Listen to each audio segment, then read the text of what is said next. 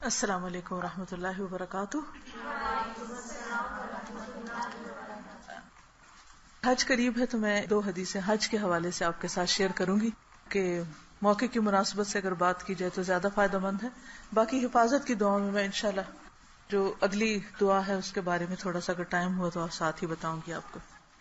نحمدہ ونصلی علی رسولہ الکریم، اما بعد فاعوذ باللہ من الشیطان الرجیم، بسم اللہ الرحمن الرحیم، رب اشرح لی صدری ویسر لی امری واحلل عقدۃ من لسانی یفقہوا قولی۔ یہ تو ہم سب کو معلوم ہے کہ حج ایک فرض عبادت ہے صاحب استطاعت لوگوں پر۔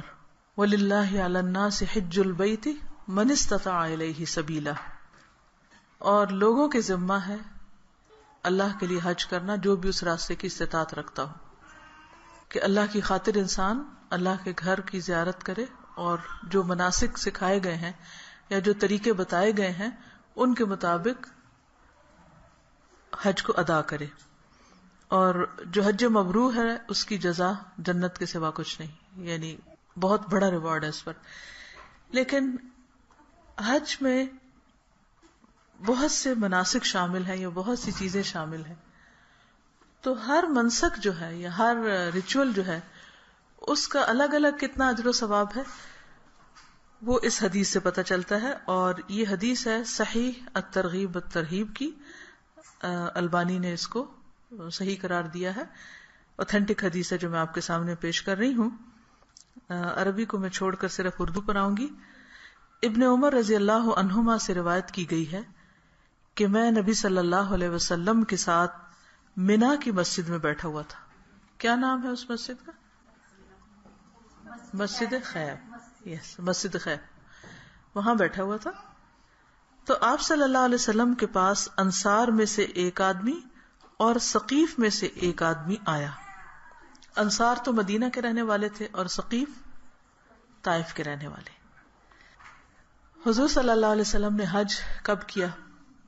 10 ہجری کو، یعنی آپ کے اعمال میں تقریباً آخری عمل تھا، یعنی بڑے بڑے کام جو آپ نے کیے، اس کے بعد کوئی غزوہ نہیں، کوئی جنگ نہیں، یعنی آخری کام جو اپنے سارے مشن کو مکمل کرنے کے لیے کیا، اور آخری ملاقات جو سب کے ساتھ عرفات میں کی وہ حج تھا۔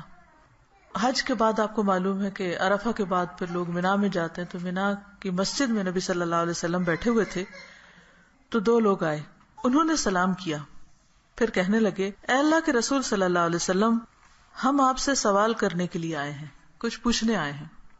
آپ نے فرمایا اگر تم چاہو تو میں بتا دوں کہ تم کیا پوچھنے آئے ہو۔ اس کا یہ مطلب نہیں کہ نبی صلی اللہ علیہ وسلم کو کوئی غیب کا علم تھا، اللہ تعالیٰ کی طرف سے وحی آتی تھی آپ پر، اور وحی کے ذریعے سب کچھ بتا دیا جاتا تھا، اور جو آخری حصہ تھا آپ کی زندگی کا اس میں سب سے زیادہ وحی آئی، اس میں قرآن نہیں اترا لیکن قرآن مجید کے علاوہ اور بہت سی باتیں آپ کو بتائی گئیں۔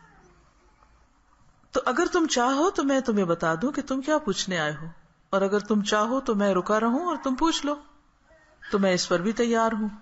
ابھی آپ کے سکھانے کا ایک انداز تھا تاکہ جو وہ پوچھیں اس پر جو آپ ان کو بتائیں اسے وہ یاد بھی رکھیں۔ ان دونوں نے کہا اے اللہ کے رسول صلی اللہ علیہ وسلم آپ ہمیں بتائیے۔ ثقفی نے انصاری سے کہا کہ تم پوچھ لو، تو انصاری نے کہا اے اللہ کے رسول صلی اللہ علیہ وسلم آپ مجھے بتا دیجئے۔ چنانچہ آپ نے فرمایا تم مجھ سے پوچھنے آئے ہو کہ تم گھر سے بیت الحرام کے ارادے سے نکلو تو اس میں تمہارے لیے کیا ثواب ہے، یعنی ہم بیت اللہ کیوں جائیں، اور طواف کے بعد 2 رکعت ادا کرو تو اس میں تمہارے لیے کیا ثواب ہے، اور صفا اور مروہ کے درمیان دوڑ لگاؤ تو اس میں تمہارے لیے کیا ثواب ہے، اور دوپہر کے بعد عرفات میں وقوف کرو تو اس میں تمہارے لیے کیا ثواب ہے، اور جمرہ کو کنکریاں مارو تو اس میں تمہارے لیے کیا ثواب ہے، اور قربانی کرو اور طواف افاضہ کرو تو اس میں تمہارے لیے کیا ثواب ہے۔ تو انصاری نے کہا اس ذات کی قسم جس نے آپ کو حق کے ساتھ بھیجا ہے، انہی کے متعلق میں پوچھنے کے لیے آیا تھا۔ تو اس حدیث سے آپ صلی اللہ علیہ وسلم کا نبی ہونا بھی ثابت ہوتا ہے۔ آپ صلی اللہ علیہ وسلم نے فرمایا جب تم اپنے گھر سے بیت الحرام کے ارادے سے نکلتے ہو تو تمہاری اونٹنی کوئی قدم نہیں رکھتی اور نہ اسے اٹھاتی ہے مگر اللہ تعالیٰ اس کے ساتھ تمہارے لیے ایک نیکی لکھ دیتا ہے، یعنی ہر سٹیپ پر ایک نیکی لکھی جاتی۔ اور تم سے ایک گناہ مٹا دیتا ہے. اور تمہارا آج کل کے دور میں اب اونٹنیاں تو نہیں ہیں، لیکن آپ یہ سمجھیں کہ گاڑی کا ایک پہیہ گھومتا ہے یا جہاز ایک فٹ بھی آگے جاتا ہے یا اوپر کو اٹھتا ہے، یا جو بھی فاصلہ انسان طے کرتا ہے، جو بھی اس کی آپ یوں سمجھے کہ وہ سٹیپس کو کاؤنٹ کر لیں یا میٹرز یا مائلز یا وٹ ایور. اور تمہارا طواف کے بعد 2 رکعت ادا کرنا ایسا ہے جیسے تم نے بنی اسماعیل علیہ السلام سے ایک گردن آزاد کر دی، یعنی ایک غلام آزاد کرنے کے برابر اس کا اجر ہے. اور تمہارا صفا و مروہ میں دوڑنا ایسا ہے جیسے 70 گردنیں آزاد کرنا، یعنی 70 لوگوں کو غلامی سے نجات دلانا. اور تمہارا دوپہر کے بعد عرفات میں کھڑے ہونا تو اللہ تعالیٰ آسمان دنیا پر نازل ہوتا ہے عرفہ کے دن. ہمارے ہاں عرفہ جو ہے وہ یعنی 9 ذی الحج سنڈے کو ہے، لیکن حقیقت میں اصل میں جو جس کو ہم عرفہ کا دن کہیں گے وہ کل ہے.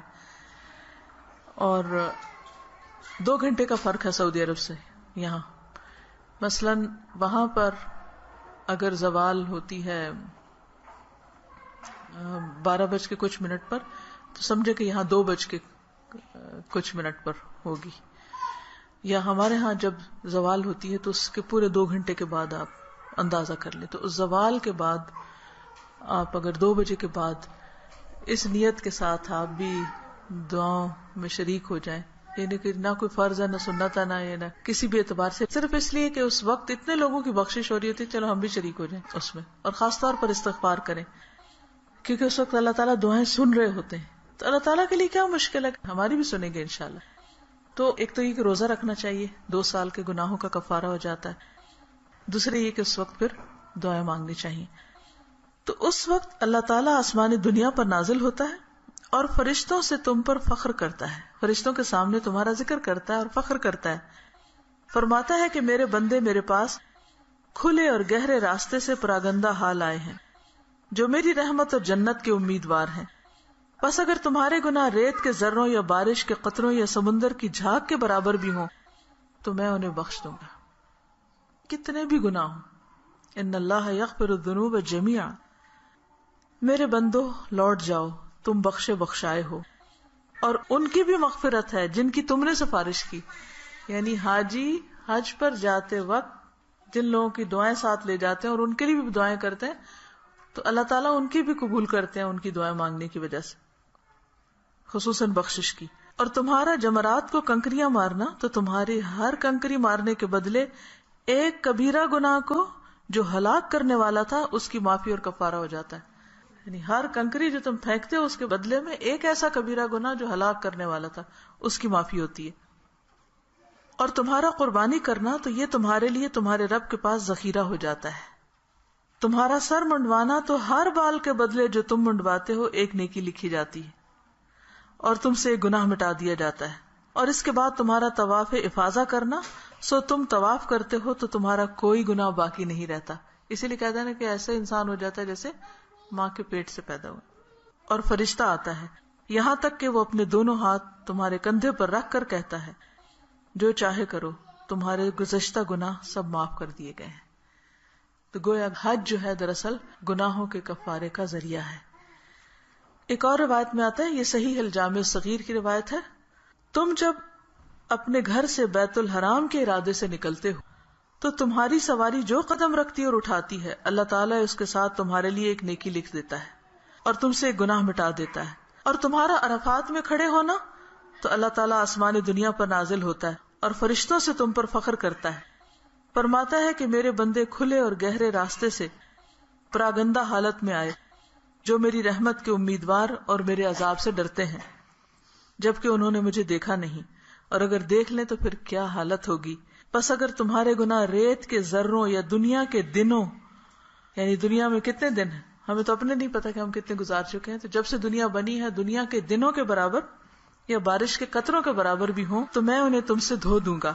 اور تمہارا جمرات کو کنکریاں مارنا تو یہ تمہارے لیے ذخیرہ ہو جاتا ہے. تمہارا سر کے بال منڈوانا تو ہر بال کے بدلے جو تم منڈواتے ہو ایک نیکی لکھی جاتی ہے. اس کے بعد تمہارا طواف افاضہ کرنا تو اس طرح تم گناہوں سے پاک ہو جاتے ہو جس طرح تمہاری ماں نے تمہیں جس دن جنا تھا. یعنی اس دن کی طرح.